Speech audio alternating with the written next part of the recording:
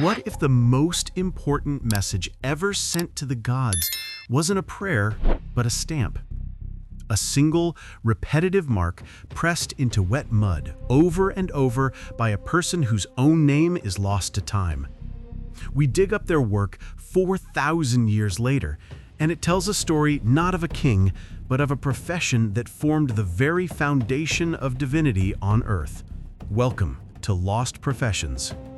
Imagine the air, thick with the smell of river silt and the heat of a Mesopotamian sun. We are in the city of Ur, around 2100 BC. This isn't just a city, it's one of the world's first great metropolises, a bustling hub of trade, religion, and power. All around, you see the colossal construction project, the Great Ziggurat, a tiered temple reaching for the heavens. And at its heart, the humble brick. Millions of them. But these are no ordinary bricks. They are messages. They are prayers. They are the life's work of the Ziggurat Brick Stamper. In the sprawling yards near the river, legions of workers mix clay, water, and straw, packing the slurry into wooden molds and leaving them to bake under the relentless sun. It's grueling, essential work. But among these laborers walks a figure with a unique purpose. They carry not a shovel or a mold, but a small, carved object. This is the stamper. Their job seems simple, to press an inscription into the surface of the wet brick before it dries. But in that simple action lies the entire spiritual and political weight of the empire. So how could simple, common mud be transformed into an object worthy of a god? The stamper's craft began with the mud itself. It was a carefully guarded recipe, a balance of clay from the sacred riverbanks and chopped reeds for strength. Too wet, and the impression would be a shapeless mess. Too dry, and the clay would crack, rejecting the holy words. The stampers were masters of timing, reading the texture of the clay with a glance, knowing the precise moment when the brick was ready to receive its identity. The sun was their clock, and the feel of the mud their guide. This wasn't just construction material, it was a canvas. The artisans who mixed the clay understood this. They knew that the bricks they formed would not just hold up a structure, but would also hold a king's legacy. This was the first secret of their trade. The integrity of the material was paramount. But there was another element, a key ingredient that elevated their work from craft to sacred duty. The recipe for the bricks was a state secret, a formula that turned brittle clay into a foundation for eternity. The inscription itself was the core of their profession. It was cuneiform, the wedge-shaped writing of the Sumerians. Carved in reverse onto a piece of baked clay or stone, the stamp was a powerful tool. It typically read, Ur-Nammu, King of Ur, who built the temple of Nanna. This was the message, repeated hundreds of thousands of times. It was a declaration. Nanna was the great moon god, the patron deity of Ur. The ziggurat was his earthly home, a man-made mountain connecting the mortal realm with the divine. By building it, King Ur-Nammu was not just performing a civic duty, he was securing his place in the cosmic order, proving his piety and his right to rule. Every single brick became a testament to his power and his devotion. The stamper was the conduit for this message, the one who physically linked the king's ambition to the god's house. But this raises a question.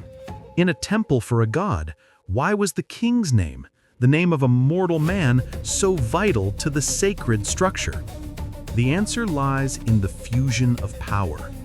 For the people of Ur, the king was the intermediary between them and the gods. His success was their success. His piety ensured bountiful harvests and protection from their enemies. By stamping his name, they weren't just honoring a ruler, they were embedding the very concept of stable, divinely ordained society into the temple's foundations. The stamper, therefore, was not merely a laborer. They were a propagandist, a priest, a royal scribe, all in one. The pressure must have been immense. Each impression had to be perfect, The cuneiform characters had to be clear and deep, a firm, even press. No smudges, no slips.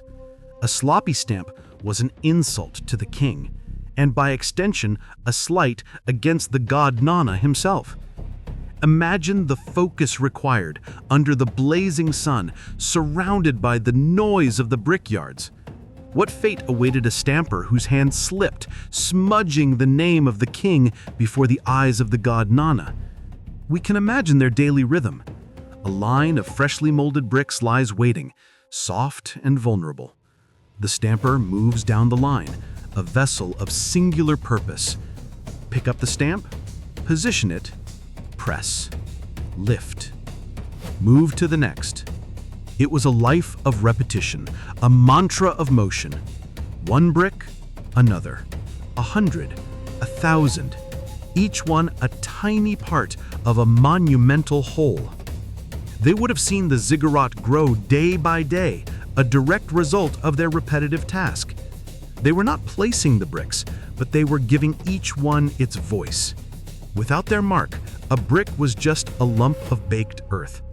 With it, it was a piece of the king, a piece of the kingdom, a piece of eternity. Did they feel the weight of their work, believing the moon god Nanna might one day inspect each brick they had personally marked?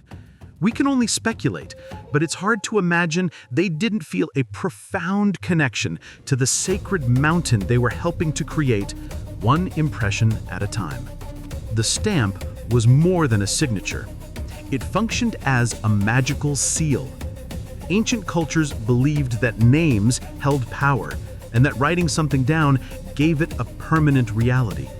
By inscribing the king's name and his deed, building the temple, they were essentially casting a spell of permanence and protection over the structure.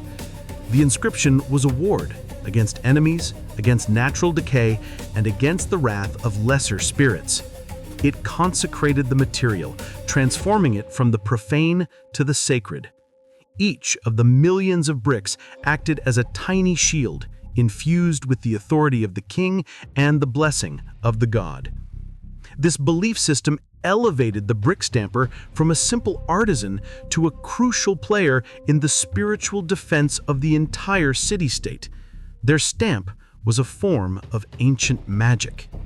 But what exactly did they believe the inscription protected the ziggurat from? Beyond just time and enemies, it was a ward from being forgotten. The Ziggurat of Ur was a statement. In an era where city-states vied for dominance and the favor of the gods, a massive temple was the ultimate display of power and prestige. It was a beacon visible from miles across the flat plains, a symbol of Ur's supremacy. The work of the brick stampers was a key part of this silent war of architecture. While rival kings in other cities were building their own monuments, Ur-Nammu was ensuring his legacy was physically embedded in every component of his. It was a brilliant, obsessive act of branding. It sent a clear message. This land belongs to Ur, this temple belongs to Nanna, and this era belongs to King Ur-Nammu. The sheer quantity of stamped bricks was a show of overwhelming organizational power. And so, the humble brick stamper, with their simple tool, was a soldier on the front lines of a cultural and religious Cold War. How did this repetitive, humble task become a silent battle in a divine arms race? Like all great empires, Ur's golden age came to an end.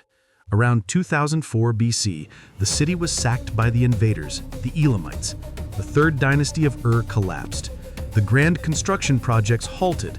The city was burned, and the bureaucracy that had organized the monumental building of the ziggurat was shattered.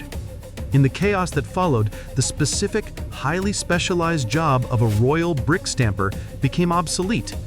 New rulers came with new priorities and new gods. Building techniques evolved.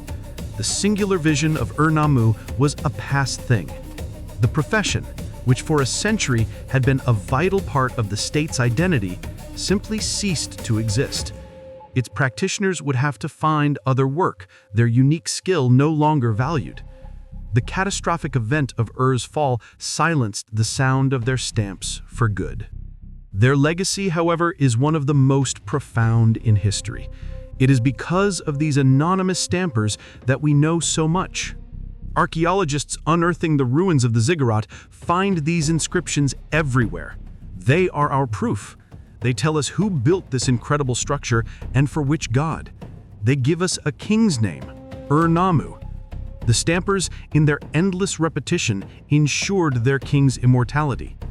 While their own names are lost, their work speaks for them, echoing across 4 millennia. They are the silent scribes of a lost empire, whose simple, focused labor provided a message that outlasted the civilization that created it. And as the profession vanished, what became of the stamps themselves? Some were likely broken in the city's fall. Others may lie buried still, silent and waiting.